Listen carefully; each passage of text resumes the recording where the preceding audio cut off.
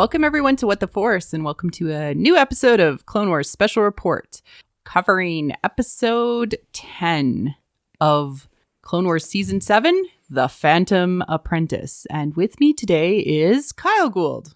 Hey, a podcast, eh? Oh, looking good. Nubian, eh? That was very good. What? Podcast tricks don't work on Toydarians. And Robin, who's joining us again because she watched this episode too. Yay! How are you? I'm good. Yeah.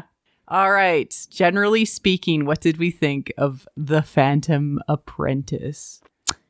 It feels like a full circle episode. What do you mean by that? I have written in my notes, The Phantom Apprentice, The Phantom Menace, ? Yes. Yes. They rhyme. Yay. Well, they are paralleled, right? Yes. Feels like a, oh, hey. Yeah. Kyle, what did you think? Yes, this was a very good episode, but it's the middle chapter of a 4-act play, and as a result, I don't feel like much gets resolved except for a revelation of motivations. It's very much the Empire Strikes Back / The Last Jedi, where they just are confronted with their emotions. Yeah, there's a lot going on here, especially from an over-arc perspective that I'm interested to hear your thoughts on. I had a question for you because I have an answer in my mind. Who is the Phantom Apprentice? A dead apprentice. I'm almost positive that the Phantom Apprentice is the character not in this episode. That they talk about the whole episode. Yeah, he's just a phantom. Yeah. He's not here. He's not here right now. Everybody wants him. Anakin? Yeah. Yeah. Oh, yay, I got it right. Because it's something that's brought up, kind of throughout the whole course of the episode, that Anakin has been groomed for the position of being Lord Darth Sidious's new apprentice. Groomed for his role as my master's new apprentice. I thought that was an interesting line because he literally says, my master. Yeah. He has not managed to cut that cord in his own mind. The relationship still lingers long after he's been cast by the wayside. So Maul ruminates. Like a Roomba. Yes. He is, there's this great Freddie Prinze Jr.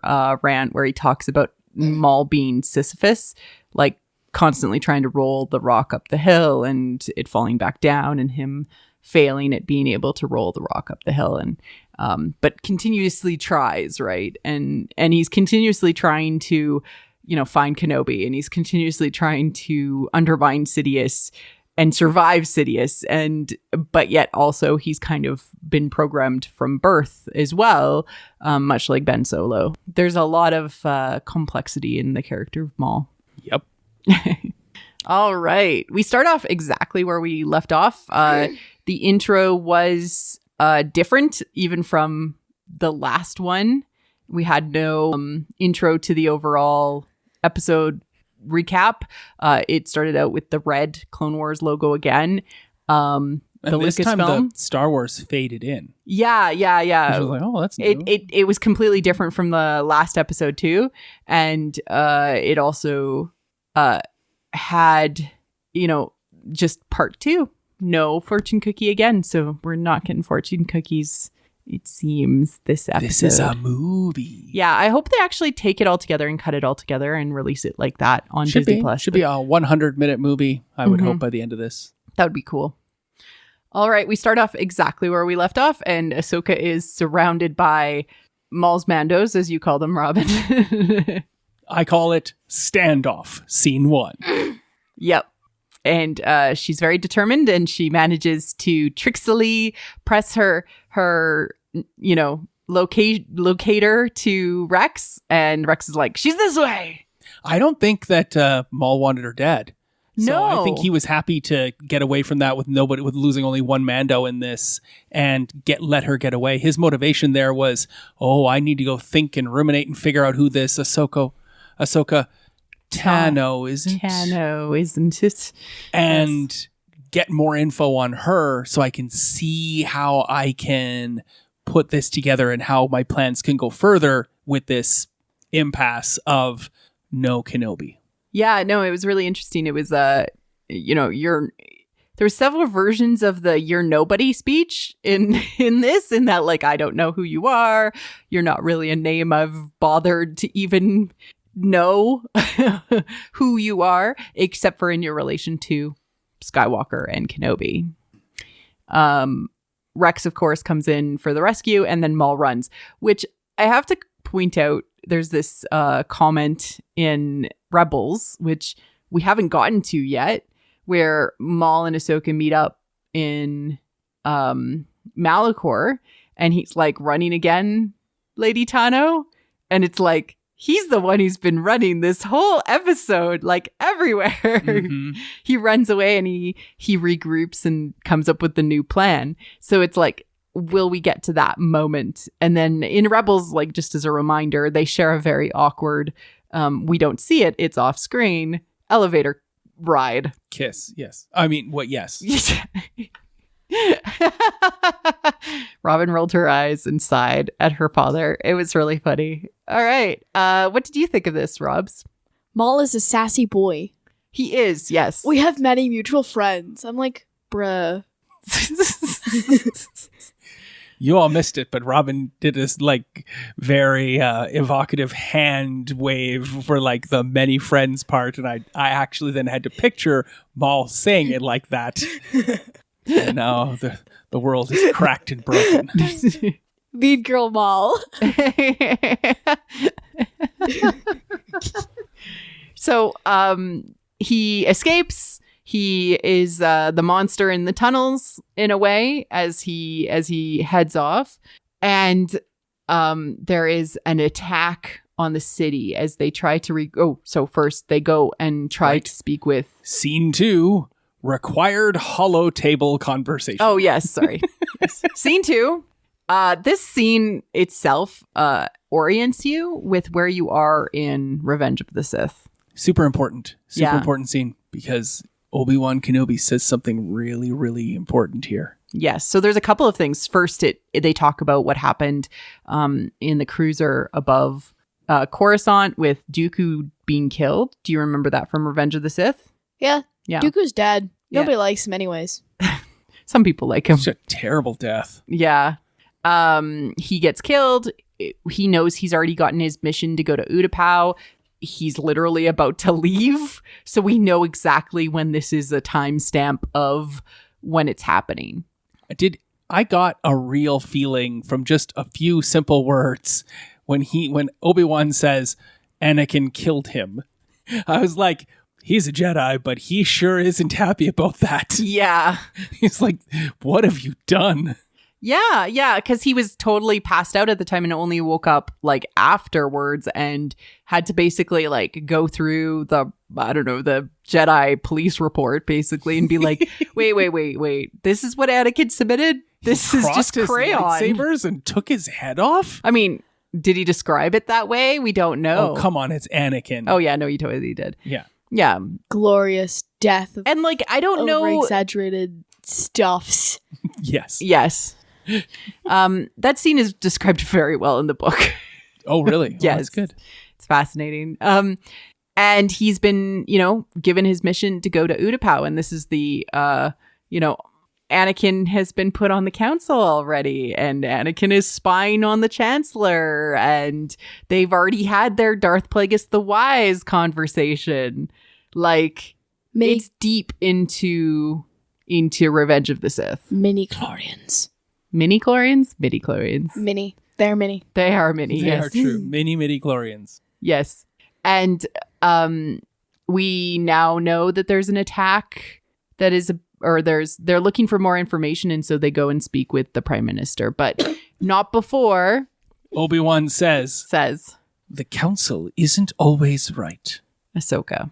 Which is, wow, that's huge for Obi-Wan. Mm-hmm. He's throwing shade. Well, no, because he's always believed in the Jedi, and even like really defended the council's actions and what they've had to do over the course of the war. And I think that the war is really worn on him.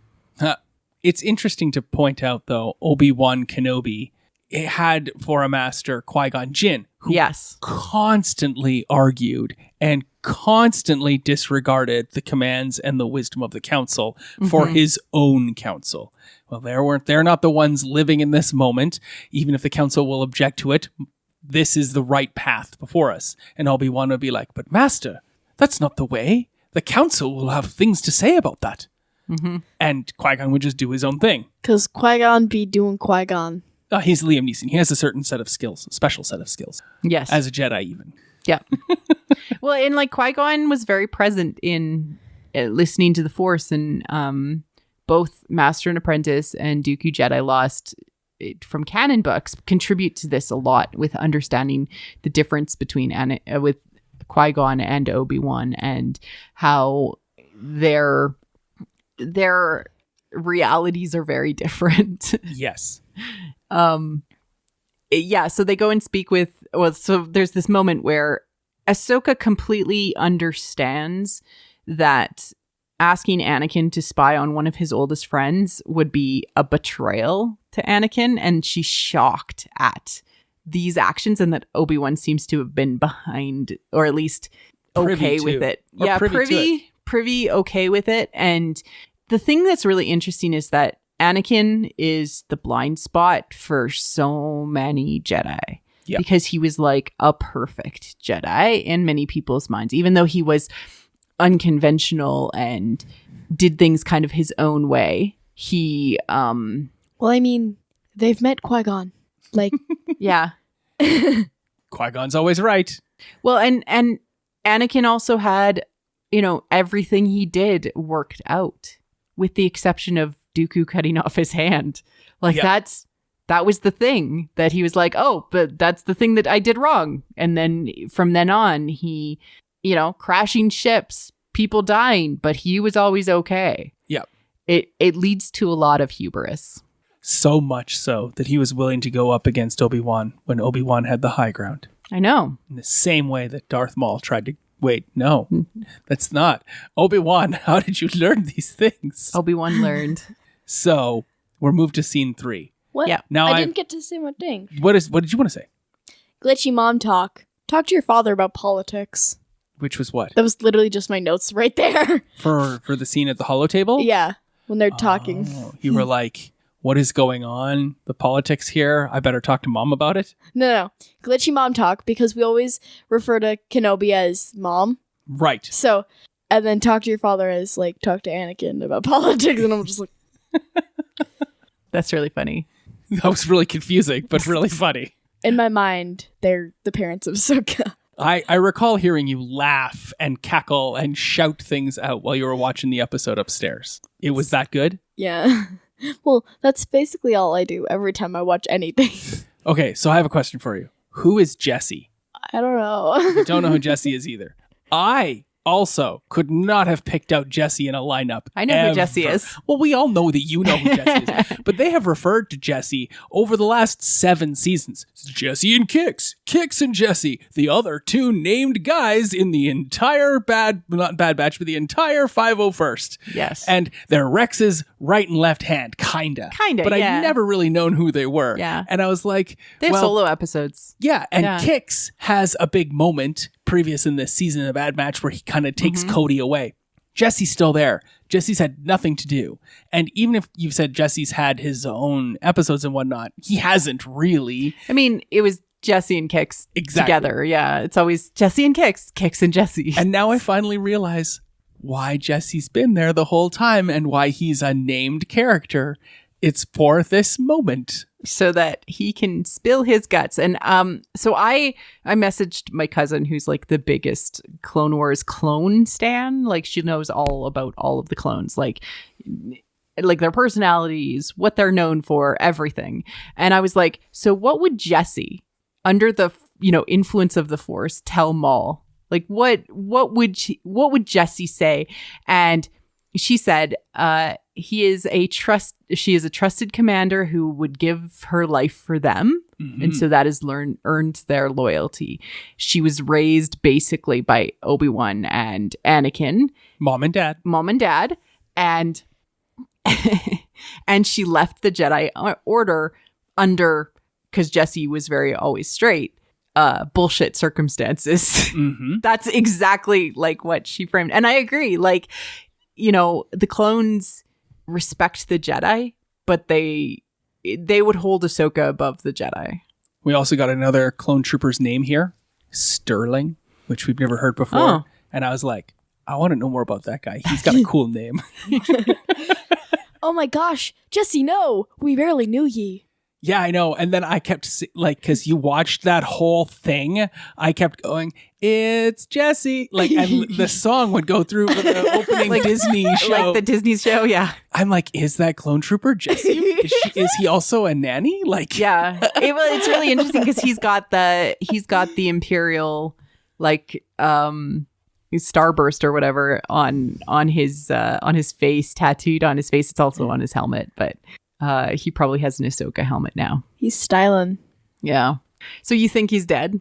Jessie? Nah. Yeah. No, Jessie's alive. Okay. Yeah, no, Jessie, like the clips are undone and he's sent back to them later on. In the, right. Yeah. But He I just wrote- took them. But I wrote that before we got to that part. So I was Uh, like, oh, Jessie, we barely knew ye. Right. No, that was really clearly articulated, like, oh my God, that he's going to pull that information or kill him. He doesn't care which. He cares more about the information. But then he is very clear in releasing Jessie and sending him back because he's like, I got what I needed out of him. Yeah. I'm not a bad guy. Do you think he would be able to have swayed Ahsoka over to his side when he's like, huh, here's your dead friend? Probably not. Yeah, so... Yeah. No, and that's Mulda's selfless things for selfish reasons. Yes. Yes. And so we get in this scene, and this is scene 4. They're in the tunnel. Jessie's been captured. Maul is extracting in the information from him, and we see Gar Saxon and Root there. and the framing of it is very much exactly like the scene where in The Force Awakens, Kylo is using the same mind force information pull technique on Oscar Isaac's character Poe, right? And actually the scene where like you can see the dark side user through the hand, it's almost exactly the same. This is very much homage to the sequel trilogy a lot in this episode. I missed everything in that scene. I've watched the episode 3 times, and I cannot get over the fact that Maul has an earring in the upper part of his left ear. And I was like, huh, I've never seen that before. That's a strange affectation for Maul to have. Where was he when he got that piercing? Was the lady like, we're not supposed to pierce the cartilage at Claire's? And then he was like, do it anyway. That Kenobi will hate it. Like, just So could not get over Maul's ear piercing. apparently he has it in the Phantom Menace. Ray Park does because Ray Park has it. That makes perfect sense. Yeah, so they're just, I don't know that they've shown it so much in the cartoons, but they made sure he had it throughout these episodes. he got a piercing underage without parental guidance or supervision. Like, who was piercing this guy's ear? I hope he did it himself now. These are the questions I need answered. I already asked Katie Poha Dameron about it, who's the biggest Maul stan on the internet, and she said, oh, he's got it because Ray Park has it. You already had you noticed you noticed the earring as well? Yes. Really? It was very predominant. Well, and I noticed it in the I throne didn't room notice it. when he's in the throne room and looking out the window, and there's like a zoom in on his face, on his ear. So Yeah. It's a black earring on a it's black hard. ear. Yeah, it's hard to tell. It's like a little bump. Yeah. I didn't care about his earring as much as you guys did. All I was like, he's got pretty eyes. Oh, you liked his eyes? And then there was like the mind control thing, and I was like, and then I put a side note, random purple haired chick. Yeah. So that's Rook. So no, and she's actually voiced by Vanessa Marshall, who did Hera. Yes. Yeah. You talked about this last Yeah, episode. but she's there. Yes. And that smooth that transition was smooth AF. this with the scream and like the putting on the helmet. I loved that transition so as Gar much. Saxon walks off with his helmet lit up. I was like, this is it for Gar Saxon. This is the end for Gar Saxon. Yeah. Is totally what I thought. Like, he put the helmet on and then the big escapes. This scene coming up is just amazing. But I would like to first talk about the hair dye job of Prime Minister Almec, because that man has so many colors in his hair. There is 7 different colors in his silver hair. I was just blown away. That's awesome. Blue, orange, brown, red, green, white, silver. The prisons themselves are quite colorful. Yeah. So it could be a reflection or something. No, it's his hair. Literally, Oh. I paused it and counted because it was just so... The animation. Who cares about death count? It's time for hair color. Hair color count. So they go and they want to know exactly. They want to know who Maul's been sitting with at lunch.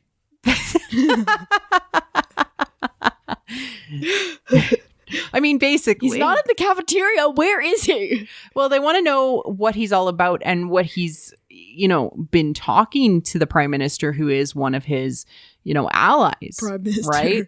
Oh yeah. But yeah, no, they want to know. Well, more like, so when he muses after he's had a nightmare, what does he rant into the darkness? That's what they want to know. Yes. Dread. Maul's dread is Yes. what Almec called it. What is he afraid of? He had a vision. Yes. Oh, what did you think of this? I was like, so I've played a lot of Star Wars West End games where there was the 3 different Star Wars points, and I was like, man, Maul spent a lot of points on sense. He's always feeling the will of the Force, and he knows where the Force is going. He knows that the dark side is ascendant right now. He knows that it is at its highest peak. Yeah. But he also knew the plan, at least Yep. in part, right? Like it's something we've always wondered as fans, how much did Maul know that he is able to prepare for the fall of the Republic? But now we know he knew enough, and he was able to guess a lot of the rest. Enough to know that it's coming to an end. He saw it all coming, and he knew that he needed help. He can't do it alone. There's no way he can make the changes and get the things that he needed in place To survive this, yeah. in order to either survive it or not. He could probably survive it. I feel like he knew he could survive it, but in order to waylay it or put it in abeyance, stop it, Yeah. he needed the light side to side with him. Yes. Which is, it's fascinating because it's we need a dark side user and a light side user to go and take out Sidious. That's interesting. So interesting, isn't it? From a a union of sides to create balance perspective. Yeah. Are you looking at me? No, it's just asking what you thought. Right now I'm thinking about how Maul is kind of like Kenobi's mistress in a way. Yes, that's why he wants to take out Anakin, Obi-Wan's rightful, the mom to his dad. So, totally. Yeah. But we find out that Maul has been having visions, and they have been of boom, boom, dead, Prime Minister dying. Poor Anakin Almec. Skywalker. Just Skywalker. How many people, their last words in Star Wars before they die are Skywalker? Do you know the answer to this? I do not, but I would love to know it. It's not a small number. That's interesting. I know In the entirety of Star Yoda? Wars ever. Yep. he will not be the last Skywalker. Yeah. Yeah. I'm going to think about that a lot. Darn Super Google. Skywalkers. And then we get some cool Mandalorian chasing. Yeah. Oh, perfectly timed deaths. Okay. Bang, bang. You're dead. Bang, bang, you're dead. Yeah. Mandalorians are very good at what they do, which is primarily killing. Shot him through the window. Almec is like, I can't tell you the rest. Into the microphone. I can't tell you the rest. No. Yeah. Which is as ham-fisted as you can get in plot mechanics. Yes. It's as bad as I can't cry, so it's raining outside and it's reflecting off of me through a window. Yep. I die before I tell you the important information just to prolong the movie. But that's okay, because we get a cool elevator shaft chase scene, and Bo-Katan, without even getting any lines, is freaking amazing. Yeah. She just goes get him. Kick-ass fight scene. Yeah. Although, there were people in those elevators, man. There were some clones, and they were like, whoa, what's going on with our elevator? Rev.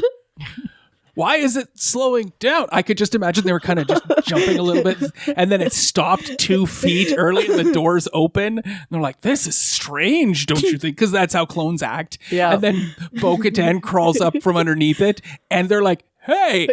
And she doesn't even turn around and acknowledge them. She's just like, I've got shit to do.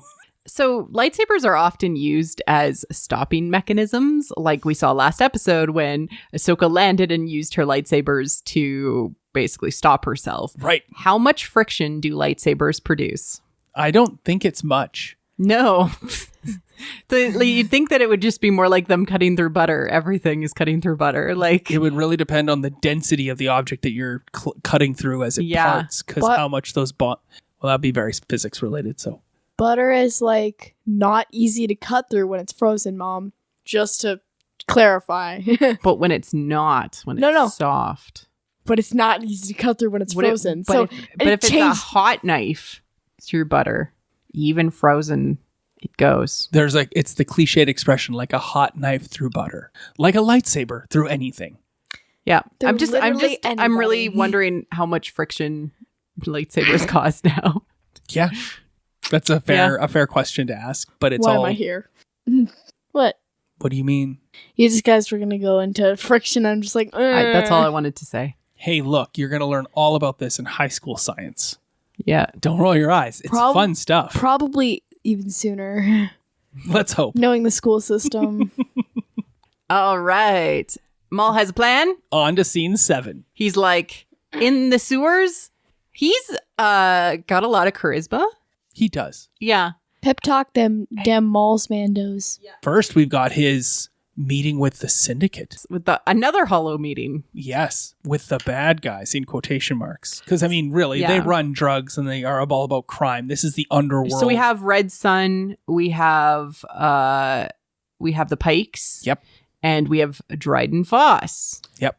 Dryden Voss from Solo. And I saw him and I was like, momentarily, is that Hux? Oh, really? Well, it kind of looks like him, from a distance, right? But you zoom in close and you can see the markings on his face. I'm such a big Paul Bettany stan that as soon as I saw him, I'm like, oh my God, it's a Ray Clay, look. Yes. Look, it's that guy from Solo. And I'm like, Dryden Voss? And you're like, yes. Yeah, Paul Bettany. From the only movie that I care about. You love Solo so much. I'm an advocate for Solo. When I heard that it didn't do well in box office, I was like, I hope they make a show. You were like what? I was like sad. Very sad. Yeah. I will avenge you, Solo. So he is basically giving them the, fortify, protect yourself, go underground. Go into hiding. We will survive this. And then he gives the pep talk to his Maul's Mandos. Yes. First he says, Dooku was an old fool, but we were the same. The dark side has never been stronger. Mm-hmm. Wow. Oh, Maul, you're so full of little things that make me I want to know more. How do you know this? What have these visions revealed to you? Can I see one of your visions, please? What's it like inside of Maul's head? Yeesh, Dad, you're like one of his Mandos. See, I'd be Maul. I would be one of Maul's Mandos, for sure. Except that he sacrifices all of them so that he can get away. Well, he's like, I don't care about this anymore. Yeah. It's like, so it's been good. I gotta go. You guys all die for me. Cool. You die or do whatever you need to do to get your part done. I'm not going to come and reinforce you because my whole reason for being here, which I very clearly told all of you, was to lure Kenobi and Anakin Skywalker here. And then I would kill Anakin Skywalker and hopefully Kenobi and everything would be great. But that didn't happen. my backup plan, convert this other light side person to my side, didn't happen. So peace out. But just so you know, I did exactly the things that you needed in order for you to continue to maintain control of your city and your world, and you failed. So sucks to be you. It's all your fault. Yep. I'm a senior. Y'all are juniors. I'm going to go now. But it's clear that he understands Mandalorian culture very well. Oh, yes. And plays into their desires for glory and honor and all of that. There's a little bit of a quiet, and 11 is speaking with Maul. Yeah. Do you want to explain that reference? Sorry. It's a meme-ish thing where it's like, be quiet, a 10 is speaking, like I'm a 10 and you guys are all 7s, attractiveness or personality wise, and like Maul is just way up there from a being able to charismatically convince people to do things his way. Hey, at least he isn't boring. It's true. Also, every time I see a clone now, I'm just like, no, Rex! Yeah, because there's a bunch of other clones that now have the shoulder pad because they're captains. Yeah. And we see other captains, and I'm like, no, Rex! Oh, phew. Not Rex. Not Rex. But don't worry, Robin. Can't be Rex. I know, right? He's fine. So he's hanging out in the throne room. They find out where he is. Yes, but just before that, we get a really cool piece where the people on the streets are being herded away for their own protection, and the clones are doing it, and all the people are mad at them, and the clones are telling people what to do, and the people aren't liking it, which is very basically Empire. Foreshadowing of everything that is to come immediately after this. Yes, and also potentially what ends up happening to Mandalore, before the Mandalorian happens. In that period of time, there's going to be a purge of Mandalore. Yep. Because they are not going to peaceably accept the Empire's rule. Mm-hmm. Mandos are like so angsty all the time, though. Yep. And so Maul has run away, but now he's learned all of the information that he needed to learn. So he's like, where is the most theatrical place I can be? Darksiders really like to make, a scene. Yep. And so he has to dim the lights, make sure like he's got the best, scented candles. Richard III pose on the throne he possibly can, sitting hunched, one leg up. Although he has to make himself, he has to make capturing him super easy. Like they think it's easy, but it's Maul. And I like how everybody enters, they realize, hey, there's an attack going on. And everyone's like, all right, Force users, the demigods are dealing with each other now. Like, I mean, really, they're like, living Force gods. They have the ability to wield these cosmic powers. And it's like, what can anyone else do? And so Ahsoka and Maul are like, all right, kids, clear the room. The adults got to talk. Although, first we get Bo-Katan in this typical Bo-Katan style, like, I'll solve the problem. Yeah. Han Solo-esque. See the bad guy? Shoot. Yep. Yeah.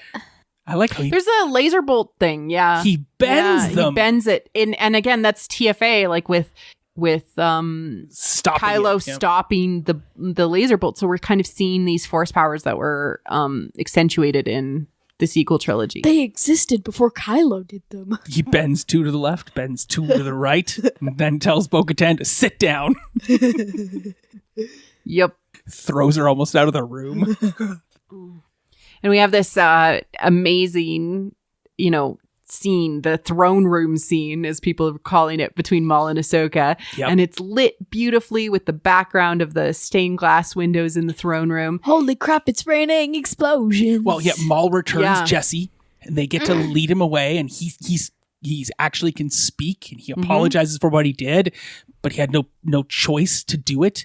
And then we get a Wilhelm cry, which is off with the Mandos attacking, and they're like, oh, we need to go and reinforce this. Yeah. Which is just great because there hasn't been any for a while, and it's so nice to hear good old Wilhelm cry. And then we come back. Yeah. So I always felt like that was not even a new scene. We're still back here. It's just establishing what's going on, like off to the left, right? And in this throne room, I do want to express that This is literally where Satine was murdered by Maul. Yes. In front of Kenobi. Yes. So this throne room has some history. This is where Almec was captured. Yep. Almec was captured. There was, This is where the Mandalorian was conceived. No. Well, Wow. No, he's not. He's an adopted son into Mandalorian culture. Yeah. Well, Jon Favreau was playing. Hey, thanks for spoilers. Sorry, I haven't seen Mandalorian. because I fall asleep every time I watch it. Right, but Jon Favreau was playing Vizsla. Vizsla, who was like in charge before Mando or before Maul came to, he was the bad guy before Maul came. He's the head of Death Watch. Death Watch, yeah. And then I don't Maul, I'm glad Death Watch sounds is like gone. Because in this time of coronavirus, it's such a terrible word now. I'm like, whew. So Okay, that's Dad? all over. Let's continue on. Dad, Death Watch kind of sounds like one of those like horrible like the horror movie trailers that you see about like the app on your phone that tells you how long you have to live and Death Apple Watch. Death Watch.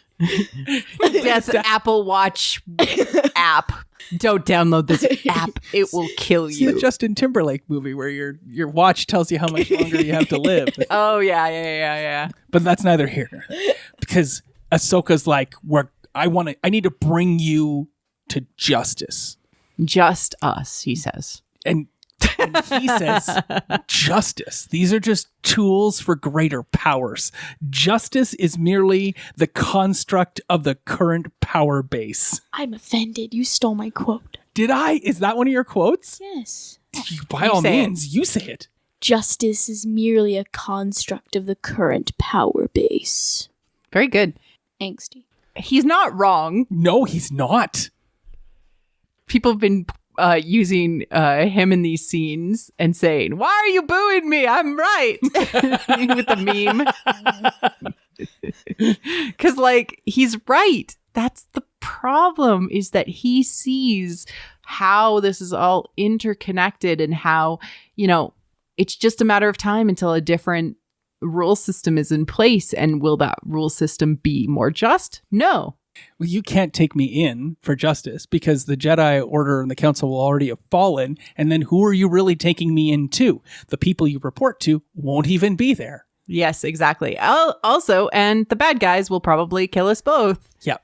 What are your options? Yeah. She doesn't know it I yet. love the But her options are philosophical, limited. ethical questions that are being raised by the darkest person in the room. Can we just have Maul to go to the doctor and get him prescribed for some chill pills? Because he really needs them. Because he's just anxiously rambling the entire time. He has had a vision of the future which is to come, and it has come true. So I don't know. I think everybody else does needs need to chill pills. So how we talk about it in Dungeons and Dragons all the time about the selfish and unselfish people, Yeah. right? Just last episode. And you can see Maul has a very clear, logical argument, right? He is saying these things are going to happen and we need to stop it. And that seems like it's a very good thing. But at the same time, it's not a good thing because Maul is acting from a selfish standpoint and Ahsoka doesn't act from selfishness. She acts from an unselfish perspective, right? Maul's goal at the end of this is to just come out however higher he can be in the pecking order. If he comes out on top, that's great. He'll rule as he sees fit. And since he's smart and powerful, it is his will to rule. He can do so. But Ahsoka sees through all of that. So even though everything he says is perfectly logical and makes a great deal of sense, and she should side with him, she can't. And no one can ever side with Maul because he's selfish. Yeah. But those the thing Mandos about learn firsthand. the thing about the dark side is that it's this weird catch-22 maze, is that you are stuck in it and you are lonely. You want to have companionship. You always want to have somebody that, understands you and is with you in that. But it ends up destroying that other person. And it ends up destroying that relationship. Because you can't live in that. But it doesn't mean that you don't yearn for companionship.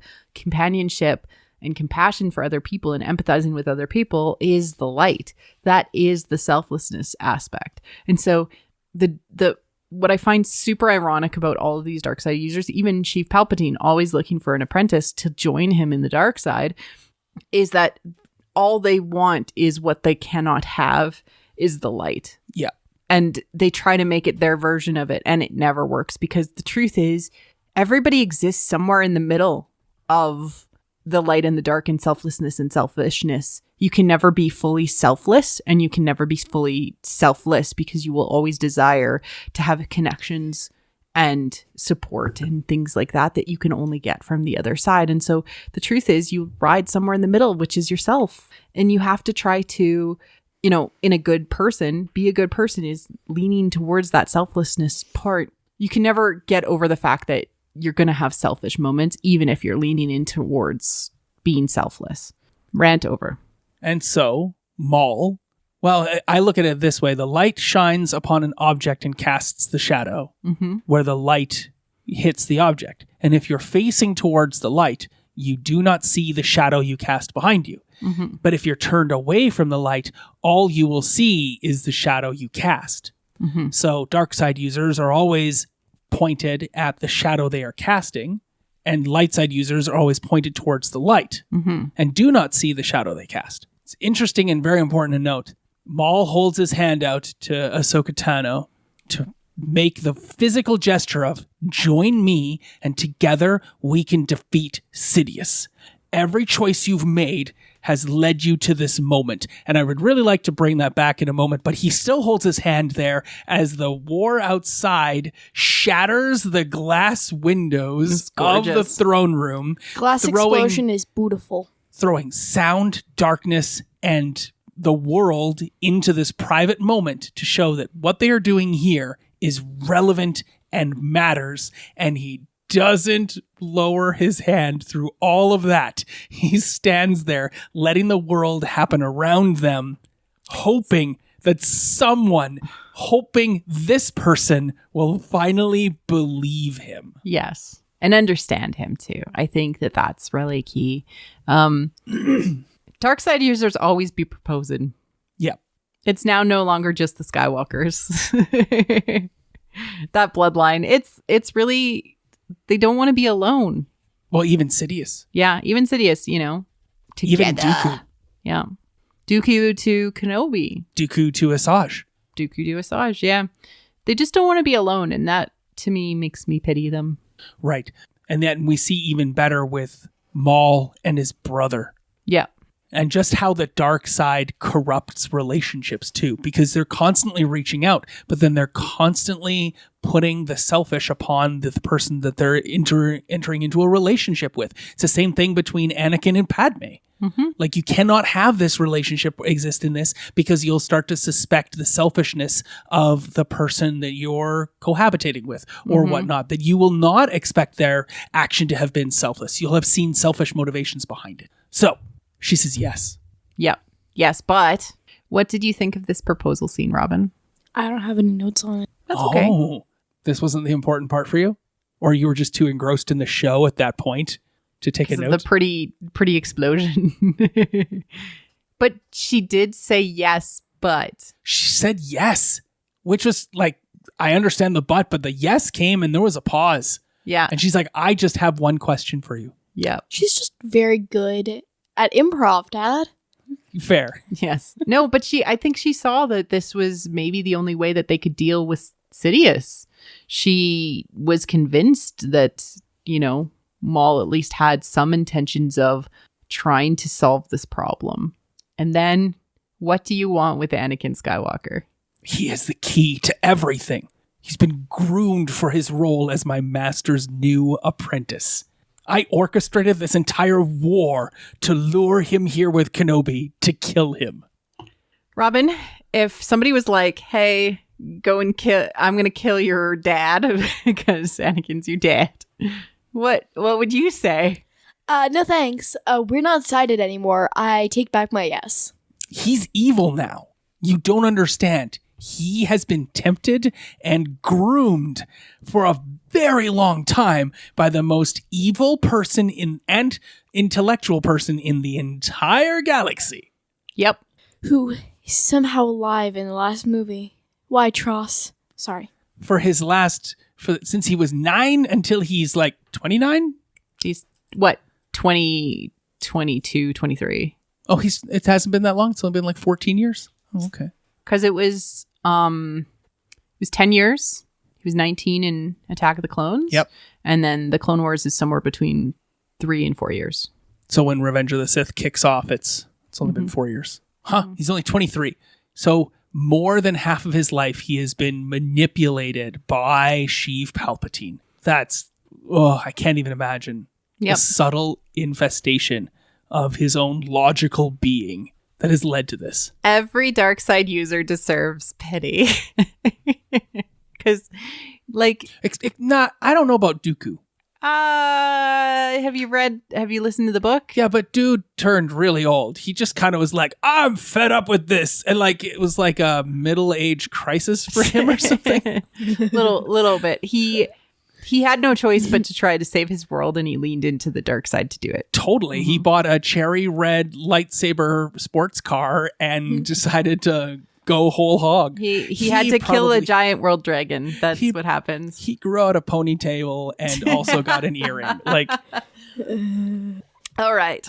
So she's like, yeah, but, and then no, Anakin is everybody's blind spot. Again, she can't even imagine that he would ever go and fall. And kill a whole bunch of younglings. All of this makes like the Rebels scene when they meet back up like even more poignant. Like, I love the iterative storytelling of Star Wars because it like adds to the layers of everything.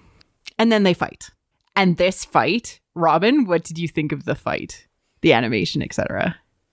Lightsaber looking fab as Maul pulls out the I only really know it as the one from Rebels with the Inquisitors. They always have this lightsaber. Like, double-bladed, yeah. Yeesh, be original, guys. No, he was the original. He's the OG double lightsaber dude. Yep. One half of it is from some concept art of Asajj Ventress's own lightsaber that she carries around with her. So did he steal that? I don't know. Some of it even looked like right out of Rey's staff. Yeah. There was definitely some interesting staff. Look, let's be honest. Lightsabers, like Harry Potter wands, they're all pretty much sticks.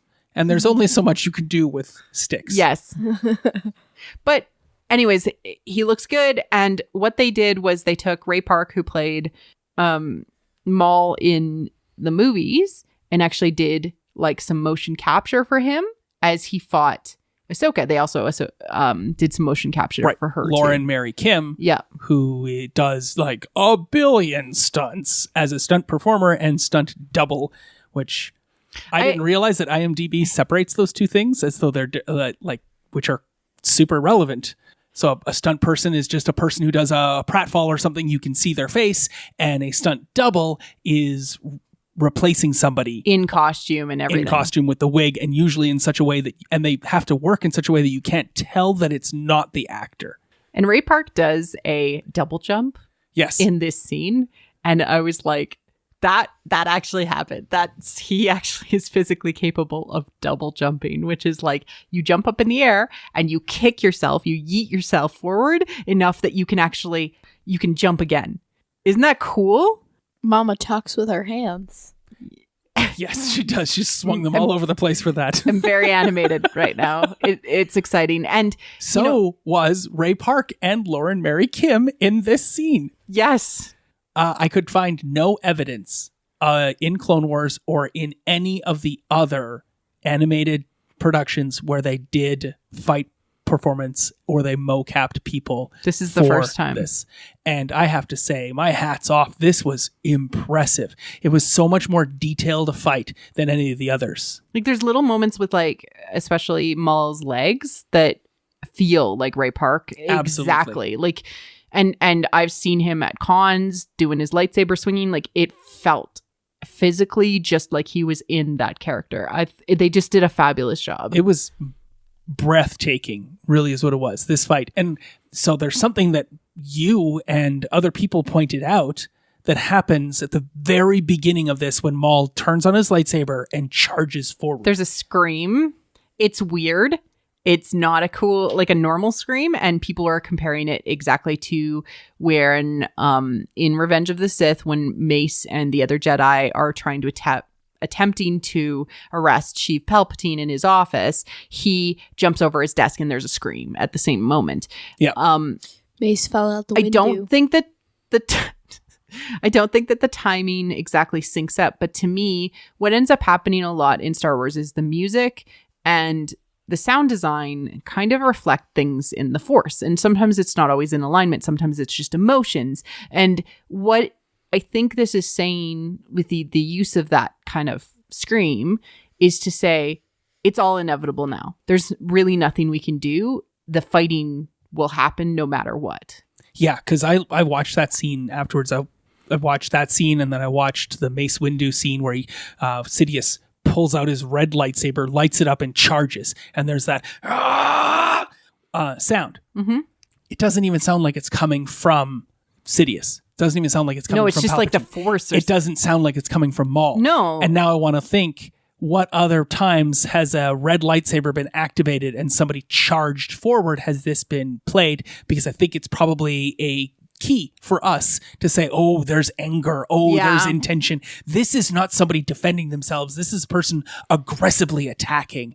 And I will say this, after having watched Darth Sidious fight Mace Windu and then watched Just Maul fight Ahsoka Tano, I'll take Ahsoka Tano fighting Maul any day of the week, because that fight between those two old men is just terrible. It's like cringy. Those other, like, he literally just goes, stab, one Jedi dead, stab, one Jedi dead. They just like, and they fall over, and it's so bad in comparison to what we get in this glorious fight between Ahsoka Tano and Maul. Rip, Mace fell out the window.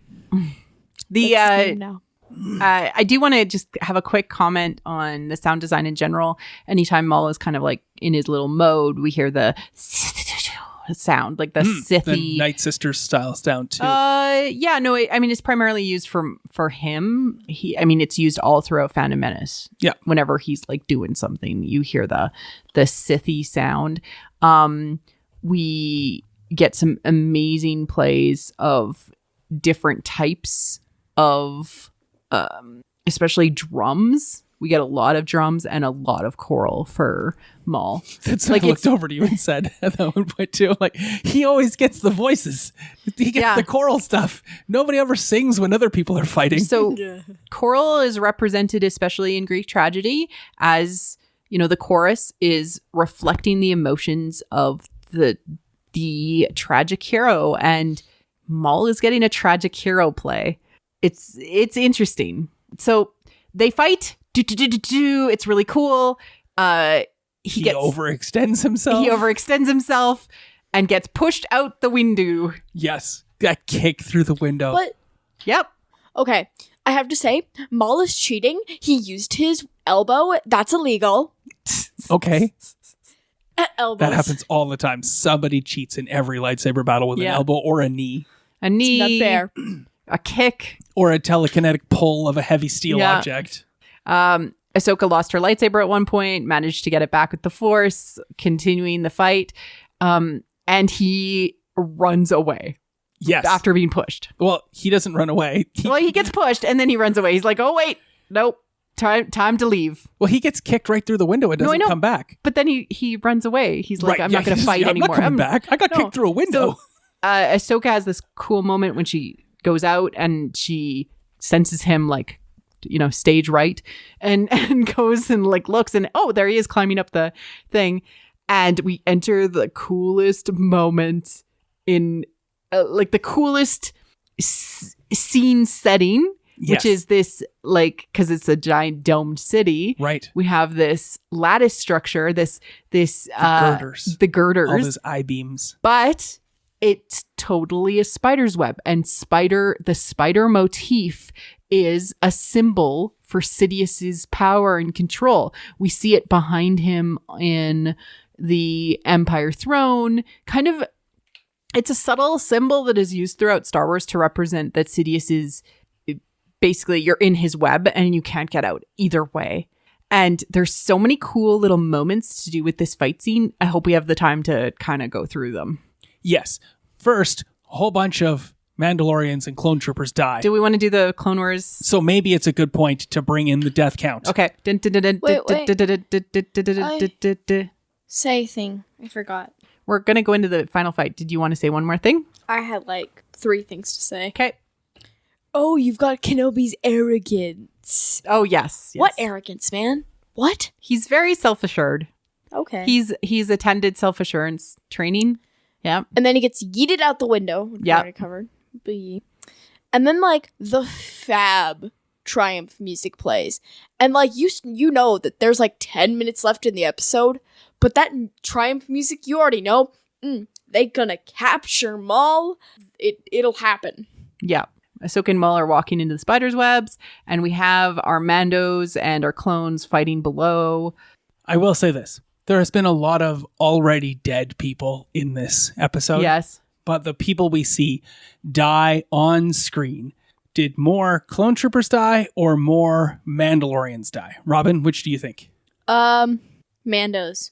I think it's going to be clones, but I want to get into the Clone Wars. I got to do the thing. Now it's time for the Clone Wars death count. Clone Wars death count. And now over to Kyle for the Clone Wars death count. Yes, thanks, Bob. I'm standing here on scene. It's been a day of devastation and destruction here on Mandalore. I can confirm and report, though, the clone troopers are definitely winning this war with only 12 confirmed kills on screen today. They far outstrip the 29 Mandalorians that died on screen today. I would like to just point out, Bob, that I think it was Sterling that got killed and then crushed by his own walker, which was probably one of the most heart-wrenching things to see in this entire scene so far on the Clone Wars. Appreciate the announcer. So there's no droids, it's just clones and Mandos. 0 droids killed in this episode. No Force users, because that's coming in the next few episodes. A very simple death count today. That's good. Thank you for that, Kyle. And now back to our regularly scheduled chit chat. So they end up showing up in the spider web. He is heading up there because he has a ship ready for him to take him away. And Ahsoka and him do the balance beam fight. Yes. It's a tightrope. Yeah, it is. They're walking on a tightrope. Maul is walking on a tightrope. Yes. It very much looks like that. They're both, struggling with their balance. I think they filmed it like this in the rotocap.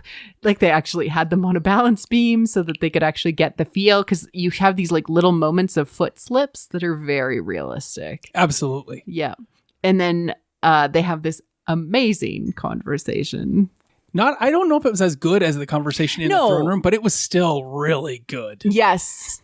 And we have this fight where like Ahsoka ends up like stepping on his leg at one point and like coming down with some slashes. Like it's intense and amazing. And my favorite moment is, okay, so they're fighting and they're getting things and he strips her of her weapons. And the most amazing thing is that Ahsoka manages to beat him without a lightsaber. Yes. And I think that says so much about her, that you don't need weapons if the Force is with you and you are able to... Girl, you just drop a gift from your father, though? Like, just drop it on the ground. Never gonna find it again. Just drop it. She might get them back. The clones are down below. He stripped her weapons from her. Also because it's very clear, his intention is never to kill her. No. He doesn't want her to die. He wants her to join him, and he cannot find a way because she keeps fighting him. He takes her weapons from her. He's like, finally, I've got you. She's like, no, you don't.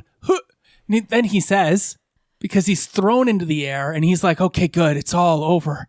Phew. Kill me. I've fallen before. So just, wait, what? No, let me go. Let me die. We're all going to die. You don't know what you're doing. Yes, it was intense. And like people, like he is willing to die rather than have to live through what is going to happen. And like people just need to listen to Maul apparently, and like listen to him with, heart open, give him a hug, give him a Snickers, give him a warm blanket. Things would have been better. I agree. But give very him important tissues point, and watch zombie movies. Gar Saxon is still alive. He is. He is literally led off in cuffs. Mm-hmm. And I don't think it was Rook in the helicopter above that was there to rescue him, but we don't see Rook, and I assume that she also is still alive. It sounded a little bit like Vanessa Marshall, but not quite. So I don't know. Mm-hmm. Yeah, I think it was actually Bonnie Wild, who was another audio engineer in Lucas, in the grouping there with Accord and we are left off with Maul captured into the next episode. But lightsabers where? I know. Where are the lightsabers? Where they go? Exactly. They fell like a kilometer. I know. We'll see. I mean, in the Ahsoka novel, there's this scene where she buries them. So maybe the clones find them and give them back to her, much like Kenobi gets his lightsabers back that fell like a kilometer. Right. I hope there's that moment where a clone trooper walks up and says, I found this. Hey, I found one too. Yeah. And then like moments later, Order 66. Anyways. Oh my goodness. So what? No. That's what we're coming into. I will not be here for them Order 66 episodes. Yeah, I do not want to struggle. No.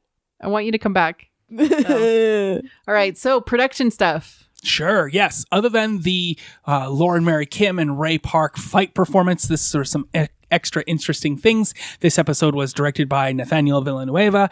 And let's talk about the production team for this episode. We didn't get any new characters or anything else in this episode. It was all strictly characters we've already seen since last episode. So let's talk about our production team, which is our producer, our co-producer, and our associate producer, which are Carolyn Kermel, Carrie Beck, and Josh Rhimes. Mm-hmm. So the production staff, these three people, they are going to lead all of the production meetings. They're going to ensure that all of the different departments and different groups are in communication with each other and establishing their needs. They're going to create the timelines for each individual episode, and that'll lead to all the other pieces. But another one that's really important that a lot of people forget is they're also responsible for budget. Oh my. They're responsible for the allocation of all assets of the show, and whatever costs those are, they're responsible for making sure that it fits into the budget that they've proposed in order for the show to happen. So we start off with Carolyn Kermel. She's Carolyn Robinson Kermel, but Carolyn Kermel in this. She was the production manager through to the associate producer to the producer herself on Rebels. She's highlighted and showcased as day 498 of the women. She is day 498 of Women in Star Wars. She has been with Lucasfilm for 4.5 years and came over from DreamWorks. And yeah, she has a really long, huge, wonderful LinkedIn profile where you can learn about the fact that she got a Bachelor of Science in Business with a focus in finance and has moved up very quickly over the course of her time with Rebels, from production manager to a producer to now being the key main producer for this. And I believe that whatever the next animated show for Star Wars is going to be, it will be with her in some producer capacity. Our co-producer is Carrie Beck. Carrie Beck has been with Lucasfilm for 8 years, and I believe she started with Lucasfilm as an executive assistant, but that might have been Caroline. So I apologize. Can only write so many notes in such a small space. But Carrie Beck's interesting. She is day 101 of Women of Star Wars. Thank you, Amy Rickow. Yep. Did you know that she is the creator of Rebels? Yes, she has a creator title. And she is the creator of Resistance. Yes. And is the creator for all 108 episodes of those 2 shows. She is also one of the main producers behind Galaxy's Edge. She is the co-producer of this season and has 2 Rebels-oriented Emmy nominations as well. So she's pretty powerful. Her big thing, and I think that's the reason why she's a co-producer on this and why she has so much say in the story group, is that she sees in animation the opportunity to create bigger sets than you could possibly ever create in real life and tell longer stories than you could in a regular movie or normal sitcom or normal TV show setting. And it shows. It shows with the creation and the way that the first season of Resistance went and how long the Clone Wars went and how many different stories, different places, and different themes were explored in Clone Wars and then in Rebels as well. And the story she wanted to tell of Ezra Bridger over time and his growing up is powerful. So yeah. I'm really impressed. There's a lot of emotion in her desires and what she has created too. And I appreciate that. And she all got that by being hired at the start of episode 7 to do content strategy for episode 7 and sit in the group and talk about strategy for content. That's awesome. It's led to this crazy, amazing spin-off for Disney's Star Wars animation group, which is just some of our favorite TV. It's growing because they've done, Forces of Destiny, and they've done all of these little other projects as well. Galaxy of Heroes, where they've offshoot to these different designers and different crews and different houses. And I'm just really excited to see where they go with Disney, with Lucasfilm Animation. And then Josh Rhimes, who's been there for 4 years, got his start in the story group and did a lot of Star Wars Lego pieces, and then moved over into an associate producer role in season 1 of Resistance, was a co-producer in season 2, and now he's the associate producer under Carrie and Caroline for this season of Clone Wars. They make sure that the business works so that Filoni can do the creation. Yes. So Filoni can have his Space Wolves. Yeah. Space Wolves and Ahsoka. All right. That was amazing. And we have our next episode coming up, episode 11. We only have 2 more left. The next episode will be called Shattered. After capturing Maul on Mandalore, Ahsoka's journey to the Jedi Council is disrupted when Order 66 is declared, turning her world upside down. This is, we should get climax. We should get the main turn. This is the 3rd act of a 4-act play. We're going to get Maul and Ahsoka working together. I don't know if we'll get it right into this episode. I think we might get a twist and have more of something else happen. We'll see. Just to extend it so that they get that. If it does, it happens at the very end of this episode. Yeah, when they start to work together. I think we're going to have a prison conversation through a force field where Maul is inside of a force field and Ahsoka is having a conversation. Very Hannibal Lecter in Silence of the Lambs type situation. I think we'll have more conversations between the two of them. Robin, we would love to have you back, but we understand that this is going to be a hard next couple of episodes. Me salty. Robin, thank you for coming on the show and sharing your thoughts about this fight especially. I know I heard the screaming of joy, so I'm very happy that you enjoyed it. I'm not quiet. No. And Kyle, thank you again for coming on the show. Thank you for continuing to put up with me. No. Where can people find you online? Online, as you always slip in there so I can't say anything else. They can find me online on Twitter at TavernTalesDM. Awesome. Thank you again. Thank you for listening to What the Force. I'm Marie-Claire Gould, your host. Our music is orchestral music composed by Christy Carew for What the Force. We have a Patreon at patreon.com/whattheforce. We'd like to thank all our patrons, especially those who love and are obsessed with What the Force. Melody, Night Huntress, In Wild Space, Susan, Jessica, Brad, Anna Perez, Macau Mom, Neil, and James. Make sure you like and subscribe on your podcast app of choice or on YouTube. Leaving a 5-star review on iTunes helps other people find the show. You can can connect with us on Twitter at What the Force Show, What the Force Podcast on Facebook, or on our website, whattheforce.ca. We also have a new Discord. Links are available in the liner notes. Feel free to reach out and start a conversation. Cheers.